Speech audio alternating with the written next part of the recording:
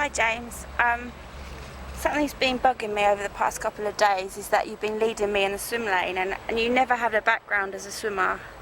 I've never ever witnessed anybody having not swum as a junior to come in the same lane as me, let alone lead me.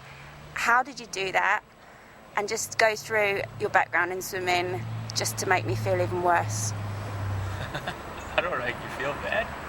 I didn't have much of a background in swimming. I swam at school and I grew up in South Africa. We had a pool in our backyard, but it was tiny. It was half the size of this pool, which isn't exactly big. We spent a lot of time in the water, but I didn't swim. I didn't have a stroke. I didn't go to squads more than a few times in junior school. So I got into swimming really late. I got into swimming really in university when I decided I wanted to try triathlon in 2005, I guess it was, 2005, 2006. It's been a lot of hard work, really. And it's not like your strokes are kind of hacker stroke, with cadence and typical maybe Brett Sutton style that he teaches you. Where did you get that stroke from? Where did you develop a feel for the water at the age of 25? I've just never seen it before. I honestly can't answer that. I don't know. I tried for a while. Brett and I tried to do the strength swim, just get strong and smash the water and go faster and faster, and it wasn't working for me. Spent more time then working with you to do stroke work and feel for the water. I had a decent feel for the water. It was growing, but it wasn't being worked on, and once we started working on it, it just clicked, and I've been swimming well since. I think one of the major things that I've noticed with you is your real eagerness to try the different strokes, even though you don't necessarily excel at them. You'll always give it a go, and I see other triathlete freestyle swimmers and they just won't even try because they're not very good at it, and I think that may be one of the keys there. What do you mean I'm not very good at butterfly? Hey, you're a lot better than when you first started, that's for sure.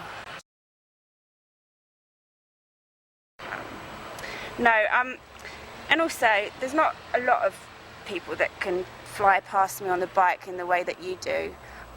We've often been in races together, and I've come out the swim slightly ahead if we start together, and you just literally fly past me, and not many guys do that. Normally I can tail on at 10 metres for at least a mile or so. Where's that background in cycling come from? Is it just pure talent, or was it something that was developed in your childhood? I don't know. I didn't cycle as a youngster.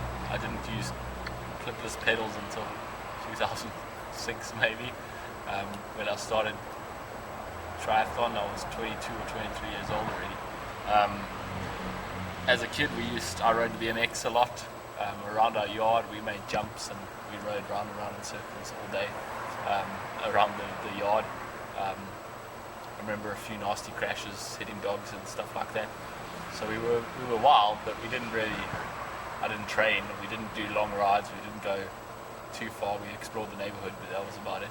That's a real boy thing to be on your BMXs riding around the plains of South Africa. But you have two brothers, don't you? So you're one of three, close in age. Do you think that helped? Yeah, we had mates up the road who we used to ride with too. We used to go exploring the neighbourhood. I think one of us had a BMX, one of us had a mountain bike, one guy had a road bike. And it was a bit of a mix. We kind of would wait for the guy with the BMX up the hills because he didn't have gears, which was often me if I remember correctly. And then we'd go off-road and the guy with the road bike would struggle for a while, and that was just kind of what we did. We just kind of got around on our bikes that we had. It wasn't anything planned, wasn't anything structured. I think probably living in Africa was a massive benefit there, because you just simply wouldn't have been able to do that on the outskirts of London. As a kid, I was playing with Barbie in the safety of my bedroom. So I think, again, that's a real kind of advantage that you had that you don't even know. I'd hate to have been in London and have to play with Barbie. That would have been terrible. You do it now.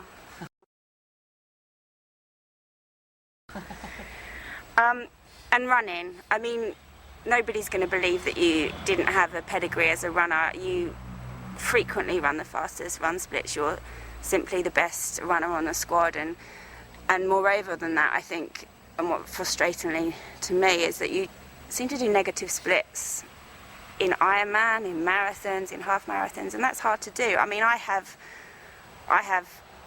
grown up as a runner, and that would be the hardest thing that I ever did. So can you just go through that and just reassure me and stroke my ego a little bit that I'm not that bad? I thought this question was about me. Nothing's about you, James. It seems. It's about your swimming and your walking and your running, yeah. Always. I've been running since I was really young. My parents are runners. They did Comrades Marathon. I did long runs with them. I remember running the last 30 Ks of the Comrades Marathon with a bunch of guys who were training for the Comrades, and my mother. And that was young. I was 16 doing those kind of miles. So I did a lot of running, but I didn't do any real... I think the only team I've ever been on was the provincial cross-country team once, maybe twice. Didn't go to nationals, didn't do any kind of track work or anything serious. When I was in high school, they actually kind of did away with athletics at my school, so there was no athletic season. So yeah, I didn't do any structured running or show any real world-beating talent in running at any point. But I never stopped running. I've always been a runner. Do you find it easy? Did you find it easy as a kid to just run?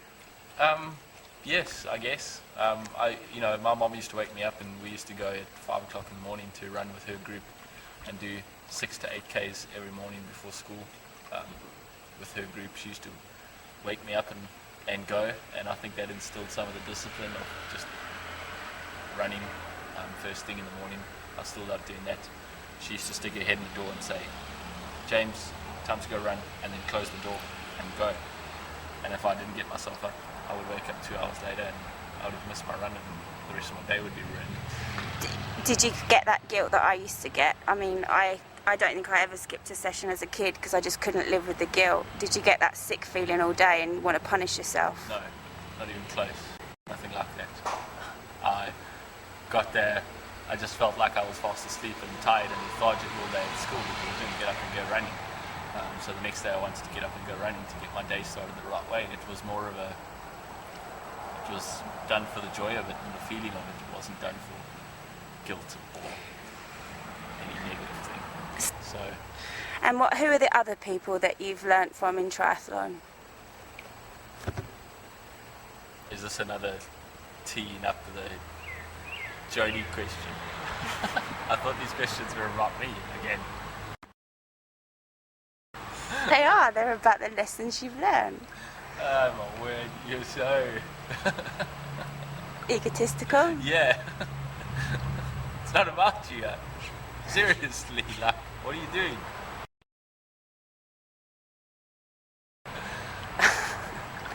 I have learned a lot from you, from Jody. So, okay, I'll rephrase the question.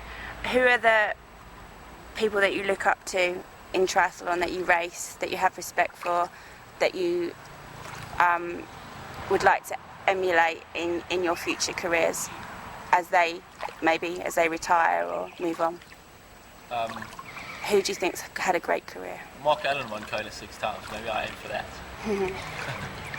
I don't know. I don't kind of idolise anyone, or everyone who's won Kona in the past is someone I look up to and want to emulate.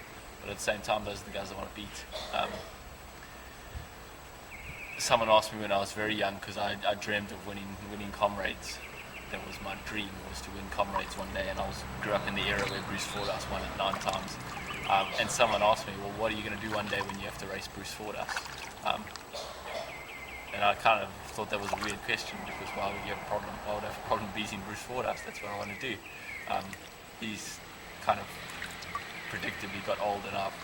By the time I got around to it, he was not running. But I don't know. I don't have any issue with Sorry, somebody's having a joke in a fit. I'm pretty sure they can't hear it on the mic. So.